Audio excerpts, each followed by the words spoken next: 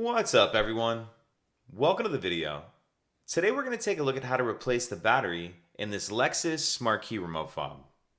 So this Lexus key fob is going to use replacement battery CR1632, and I'll put a link in the description box of this video to where you can purchase these batteries if you're in need.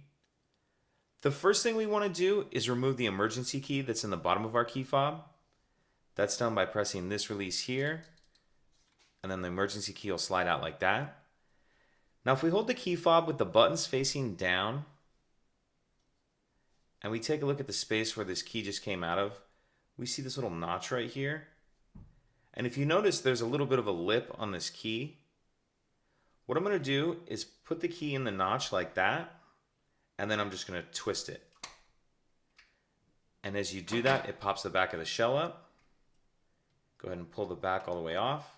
Now we see our battery right here. And there's another little notch, a little cutout right here that you can use. Put the lip of the key in there just to get under the edge of the battery and get it out of that holder. Go ahead and pull that out. We'll grab our new battery, and we want to make sure that we're installing that with the plus side up. And you kind of want to start this end in first where you see that little metal holder. So start that edge in first like that. Oops.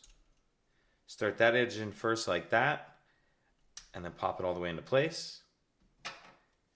And then go ahead and put the back cover on.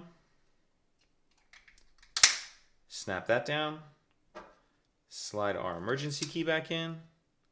And that's it. If you have any questions, please let me know. If you could take a second to like and subscribe, it helps us out, and I'd appreciate it. Thank you.